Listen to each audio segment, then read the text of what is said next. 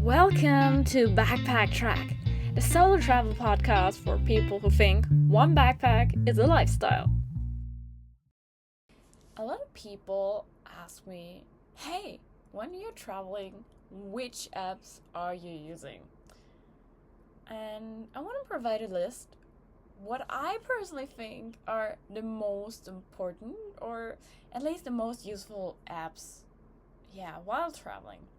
And of course, I'm not talking about here about social media or Spotify or Deezer, because we all have I'd say probably like a streaming platform for music, because music is life.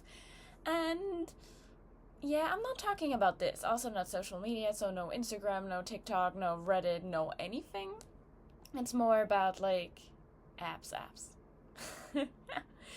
And I would say the most used app, or the app I used the most, was or is Google Maps. But hear me out. I know it's also very, very basic, but there are some limits, I'd say. Because sometimes I personally think it depends on the country where you go in. Google Maps is accurate or no.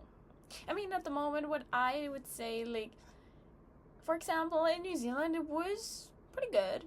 Whereas in Thailand, not that much accurate. Same for, South Korea. The streets are not identical. It's not matching 100%. So it's tricky, but still doable. I personally, I love Google Maps. I love downloading, the offline maps so that I can, save a little bit of data. But in addition to Google Maps, and I'm saying that here because I'm actually literally lost every time. Even though I go to a place several times, I still need Google Maps because I can't really remember the way, or I just want to be sure.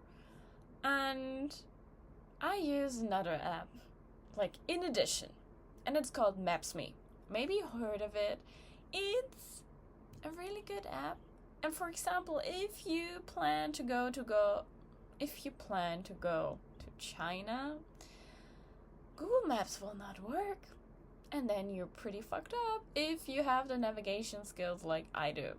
Because reading a map, if I see a map and you always see these dots where it said, you are here, I feel like, yes, I am here. But then I'm like, and where is now? South, west, east, north? I really don't know. And if I think I have a plan and then I'm really sure I'm gonna go in this direction, most of the time it's the wrong one. I go directly in a different direction, so I really need a navigation app. I admit it. Whatever. So going back to Maps.me, even Maps.me is not from Google, and it's an open street map as well, and you also get the offline cards. And the good thing about Maps.me is actually you have access to maps in countries like China. So you're not lost. That's pretty good. And I mean, I would say, for me personally, the layout is not my all-time favorite. I prefer even Apple cards or Apple Maps. And Google Maps. I mean, for me, Google Maps is my all-time favorite right now here in Japan. I'm using it every day because it's really accurate. It tells me, you need to take this train and then you need to change here. Super easy. But if I really have no other choice, or it's very inaccurate, I use Maps.me.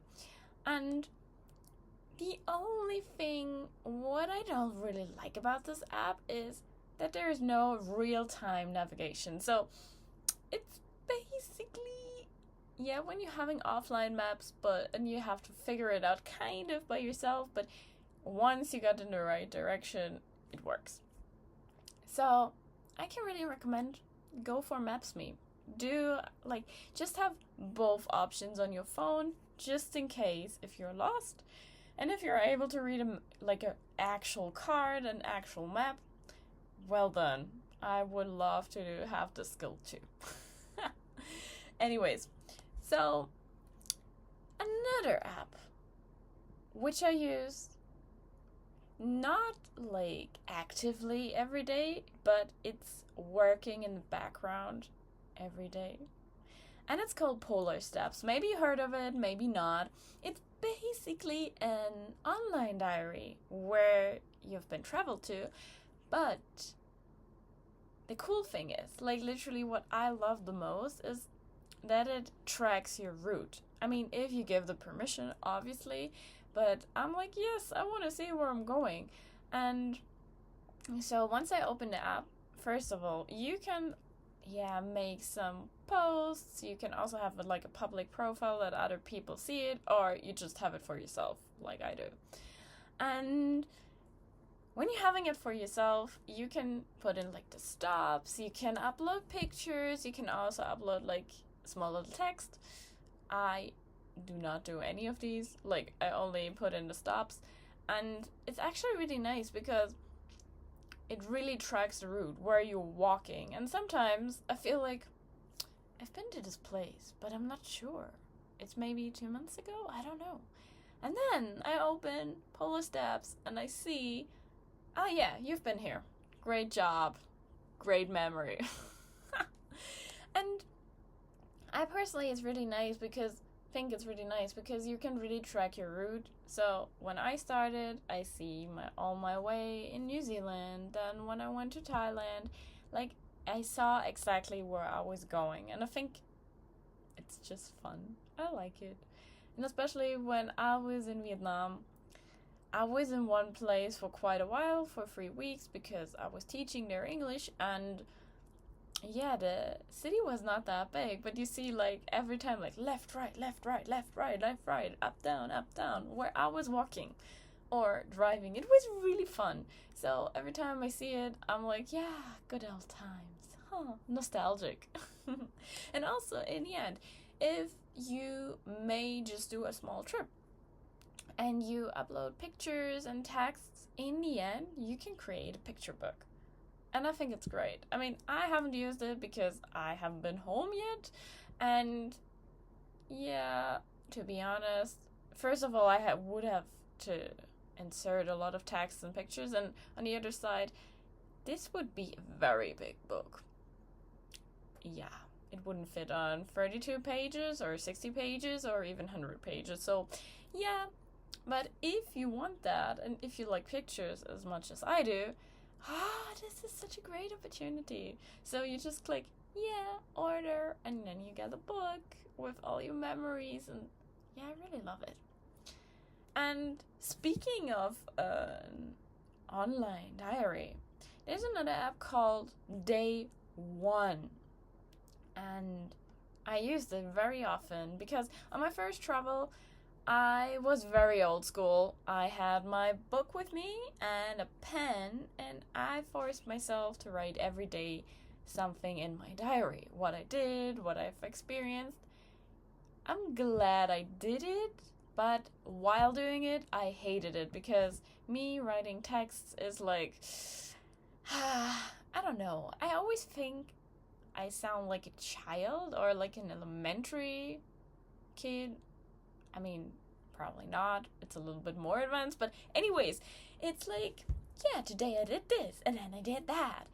I hated the process, but when I read it, after 2 or 3 years, I felt oh, this is actually nice. Yeah, I can remember. And sometimes I literally forgot things. And because I wrote down every little detail, I'm yes, true, nice. But yeah, after a while, as I said, my luggage at the beginning was 28 kilos. And yeah, why not carrying a diary with you? Adding more weight. Great. So, I started to do an online diary. And not gonna lie, I didn't do it as consistently as with the book because I like it old school if in terms of that, because texting on the phone is even worse. I know when it comes to that, I'm actually like not skilled at all. And yeah, I started writing down like my things, what I've experienced in this online app. Here as well, you can also upload pictures and you can also upload, storytelling, whatever. And if you have the premium version, you can also upload more because per entry you can only upload one picture. And if you have the premium version, you can upload as much as you like.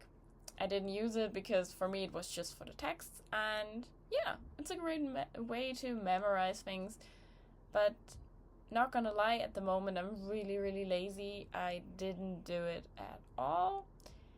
But for me, I take a lot of pictures because I like doing photography with like a big camera as well. And this is my diary in kind of a way, just without text.